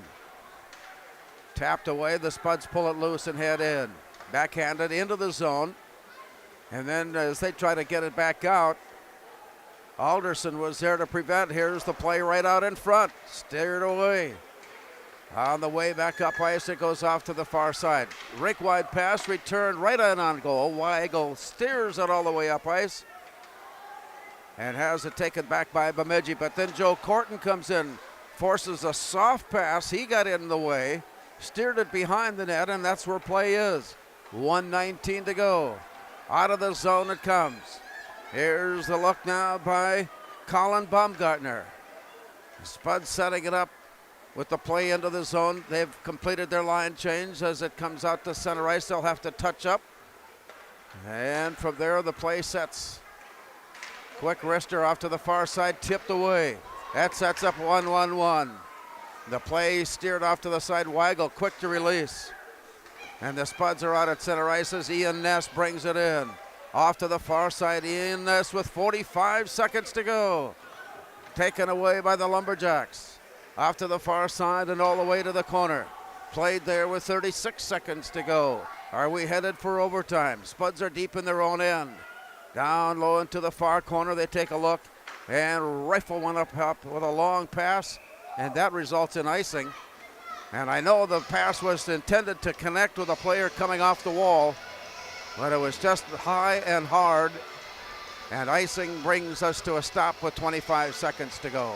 Yeah, often when you make a pass from deep in your zone all the way across the ice and up the ice, you want to do it hard for one and get it in the air and elevate it just in case someone's there to pick it off. And sometimes it misfires and it results in an icing, but that's better than a turnover for sure. Yavaro is he's stepping back in again, and so the face-off stays in place. Moorhead picking it up with a long pass out to Ryerson.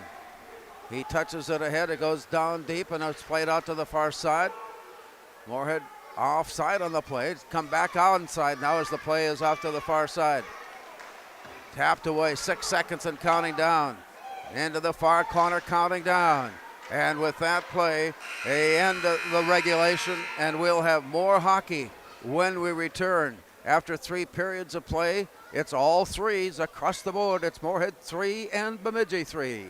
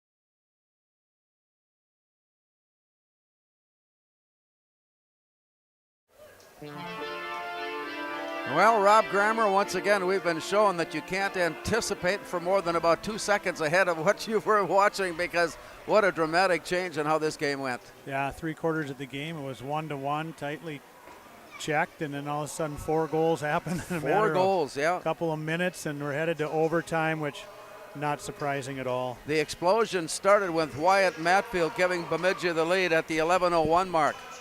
Then Aaron Ryerson for the Spuds. And then Nick Yarborough for Bemidji. And then Ian Ness for Moorhead.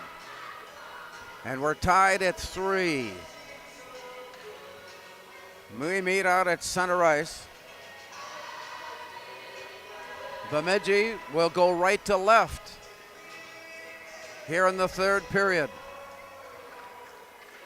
Shots on goal virtually identical. 25 shots on by Bemidji, 24 shots on by Moorhead. Both goaltenders have allowed 3 and were knotted up. So the play comes back out. 8 minutes on the clock for this overtime session. Off to the far side, Moorhead. Long pass ahead. That slipped through. He was standing at the blue line ready to play it in, but it simply got away and all the way down. And that you can tell by Mason's reaction there that he feels like he touched it, or I'm not sure what happened, but he's confused by the call. And something to keep an eye on here, Larry, in these overtimes is they make the long change, they make you switch ends, and that can be a factor in transition here. So the faceoff comes back into the Moorhead zone, and the play goes to the corner, and the Spuds control out of the zone. Rink wide, it comes near side, tapped loose. Recovered by Lindberg, and he sends it off to the far side. The Spuds will try to work their way ahead, and it's tipped up and out of play. It's been a fascinating matchup with each of the top 5 out for both sides. They've been producing most, if not all, of the goals for both sides tonight, and to see them matched up head-to-head is something. And now Bemidji makes a change here to try to match Moorhead's top line, so we'll see how that plays out. Peyton Neto checks in for Bemidji, and he squares up with Ian Ness. And the play comes all the way behind the Moorhead goal. Kai Weigel steering it off to the near side. From there it's sent up ice, and Ian Ness comes in to slow play down in the corner. Puck is free, and it comes out and out of center. And from there, the Spuds take it back on an errant pass.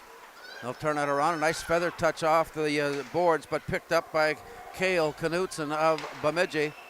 From there, a long, hard shot put on. Rebound out in front, taking Moorhead. 1 minute into the overtime period. And the play ricochets all the way down behind the net. Long play out of the zone. This one will come all the way down and just miss the net to set up an icing whistle to stop play. Well, there, Kai, I think maybe he thought he had something, or maybe he just wanted to relieve some pressure. Not sure if he was looking for a stretch pass there, but. So that brings the play back and off to the far side of Moorhead goaltender Kai Weigel. Play is down, and the Lumberjacks reach in for it, put the shot into traffic. The rebound, shouldered away. Rebound comes out in front. Back now to the near side. Out to center ice and through. Alderson is there to track it down. He goes deep into the corner, backhands it out for Blythe. From behind the net, Blythe reaches around, taps it in. Spuds win. Jace Blythe single-handed from one side of the rink to the other, around the corner, right up against the post, and tapped it in for the score. Yeah, great play by Blythe, but it started by Alderson. Tremendous speed through the neutral zone, putting pressure on the Jacks D. He was able to get it in down low and get to it to keep the puck alive. Tap it over to Blythe, who then with that long stick and reach is able to beat Metcalf around for the stuff, and the Spuds are going to win in OT. We talk about Jace Blythe and his ability and willingness to play a physical game. We've mentioned that throughout the evening. We did not know what his abilities were to handle and the puck off the stick and around and in, and very fancy move. Yeah, those guys with the long reach, they have that ability to get around the net quickly, and Jace showed it right there, and some nifty hands to keep it on his blade and tuck it in before Metcalf could get to the post. It's hard to take out away from Aaron Ryerson as our player of the game. He had 2 goals, and also Mason Kraft with 3 goals, but with the excitement of the game and the enthusiasm explained just a moment ago, Jace Blythe, I'm going to give him one of the top notches. And oh goodness, Jim McFarland is on it too. yeah. Jim's about to tell us who's getting the star.